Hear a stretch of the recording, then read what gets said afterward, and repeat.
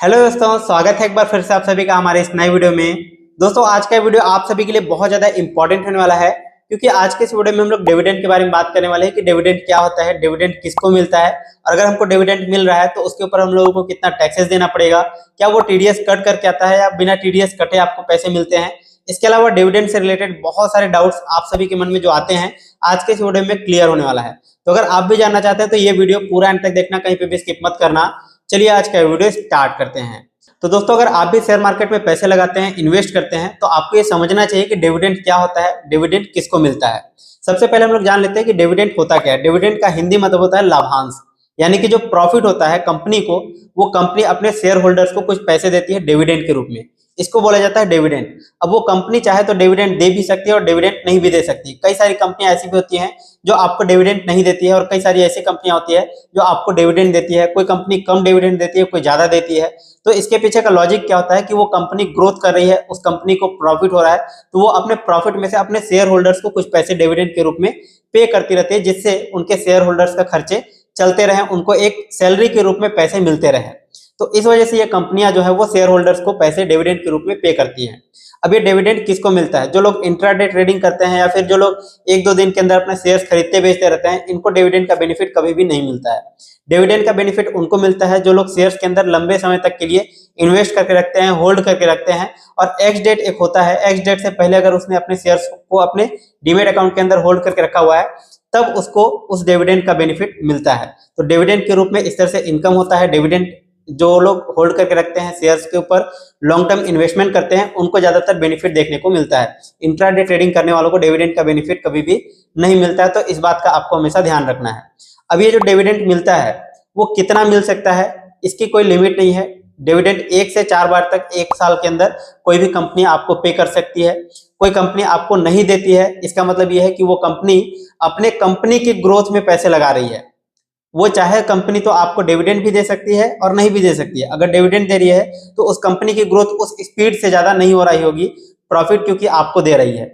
या कई कंपनियां ऐसी भी होती है जो सिर्फ कंपनी के ग्रोथ में ही ध्यान देती है, डिविडेंड नहीं पे करती है, तो उसका कंपनी का ग्रोथ ज्यादातर आप लोगों को देखने को मिलता है। तो ऐसा भी हो सकता है कि कोई कंपनी आपको डिविडेंड नहीं पे कर रही है तो उस कंपनी की ग्रोथ अच्छी हो रही होगी, या फिर कोई कंपनी अगर आपको डिविडेंड पे कर रही है तो उस कंपनी की ग्रोथ बहुत ज्यादा नहीं हो रही होगी। लेकिन दोनों ही केसेस में कहीं ना कहीं बैलेंस होता है। वो आपको डिसाइड करना है कि आपको डिविडेंड पेइंग स्टॉक्स में इन्वेस्ट करना है या नहीं करना है, आपको कितना डिविडेंड मिलना चाहिए, ये आपको डिसाइड करना पड़ेगा।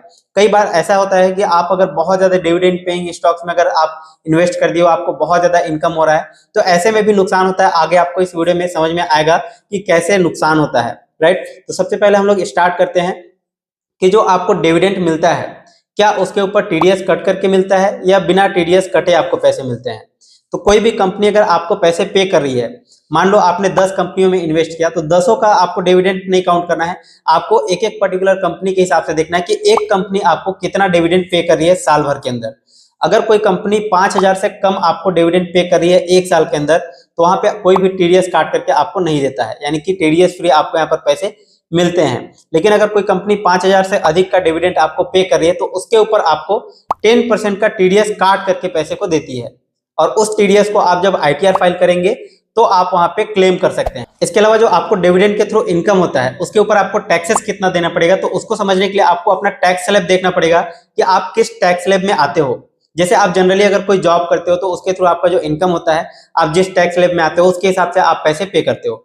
सिमिलरली अगर आप कोई बिजनेस कर रहे हो तो उसमें भी आपका एक टैक्स स्लैब होता है, टैक्स स्लैब के हिसाब से आप पैसे पे करते जाते हो। अगर आपको बहुत ज्यादा इनकम हो रहा है तो आपका टैक्स स्लैब के हिसाब से ज्यादा टैक्सेस देने पड़ते हैं। सेम इसी तरह से जो नॉर्मल इनकम होता है ना, आपके इनकम में ये डिविडेंड को जोड़ दिया जाता है, यानी कि जो आपका नॉर्मल इनकम होता है उसी में ये डिविडेंड भी जुड़ेगा, और आपके टैक्स स्लैब के हिसाब से आपको यहाँ पर टैक्स पे करना पड़ेगा डिविडेंड इनकम के ऊपर। इसके अलावा आपको जो डिविडेंड के थ्रू पैसे मिलते हैं उसमें आप कितना खर्चे के रूप में क्लेम कर सकते हैं ये भी जान लीजिए। तो आप इसके अंदर मैक्सिमम 20% तक आप क्लेम कर सकते हैं खर्चे के रूप में। लाइक अगर आपने किसी शेयर्स में पैसे लगाए हुए हैं, किसी से उधार ले लिए हैं, या फिर बैंक से आपने लोन लिया हुआ है, तो कहीं ना कहीं आप वहां पे इंटरेस्ट पे कर रहे होंगे। तो आप अगर 9% का इंटरेस्ट पे कर रहे हैं तो आप यहाँ पे 9% का एग्जम्पशंस ले सकते हैं कि आपने 9% के इंटरेस्ट से पैसे उधार लिए हैं, तो आपको वहां पे इंटरेस्ट पे करना पड़ेगा। तो डिविडेंड में से आप उस 9% को आप डिडक्ट कर सकते हैं, माइनस कर सकते हैं।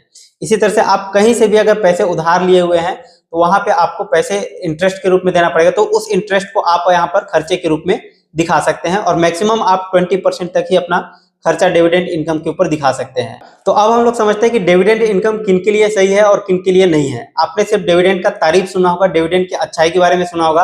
अभी मैं आपको बताता हूँ कि डिविडेंड की क्या खराबी है। सबसे पहले आप यहाँ पर देखिए, अगर आप बहुत ज्यादा करोड़ों रुपए पैसे लगा दिए हैं शेयर मार्केट के अंदर, स्टॉक्स में लॉन्ग टर्म के लिए इन्वेस्ट करके रखे हुए हैं और आपको वहां पे बहुत ज्यादा डिविडेंड मिल रहा है, मान लो आप 30% के टैक्स स्लैब में आ जाते हैं, तो आपको उस डिविडेंड इनकम के ऊपर 30% का टैक्स देना पड़ जाएगा, जो कि बहुत ज्यादा महंगा पड़ेगा आपके लिए। अगर वहीं पे आप कंपनी ग्रोथ दे करके जो डिविडेंड पे नहीं करती है ऐसी कंपनी में अगर आप पैसे लगाते हैं तो आपको वहां पे कितना मैक्सिमम टैक्स देना पड़ेगा। अगर आप लॉन्ग टर्म के लिए रखते हैं यानी कि 1 साल से अधिक के लिए, तो आपको वहां पे फ्लैट 10% का टैक्स देना पड़ेगा।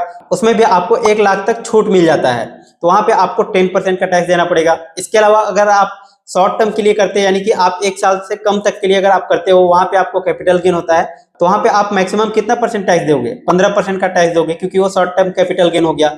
लेकिन वहीं पे अगर आपको डिविडेंड के थ्रू अगर आप बहुत ज्यादा अर्निंग कर रहे हैं तो आपको वहां पे 30% तक टैक्स देने पड़ सकते हैं। तो इसका कंक्लूजन क्या निकल करके आता है कि अगर आप बहुत ज्यादा पैसे लगाए हुए हैं करोड़ों रुपए किसी स्टॉक्स में और वहां पे आपको अगर बहुत ज्यादा डिविडेंड मिल रहा है, आप 30% के टैक्स स्लैब में आ जाते हैं, तो आपको वहां पे 30% का टैक्स देना पड़ जाएगा। जबकि वहीं पे अगर आप कंपनी ग्रोथ दे करके आप किसी ऐसे स्टॉक्स में पैसे लगाएं जिसमें डिविडेंड आपको नहीं मिलता है, तो उस कंपनी में अगर आप लगाएंगे तो वहां पे आपको क्या होगा, 10% का ही मैक्सिमम आपको टैक्स देना पड़ेगा। अगर आप लॉन्ग टर्म में रखते हैं, अगर आप शॉर्ट टर्म में रखते हैं तो आपको 15% का टैक्स देना पड़ेगा।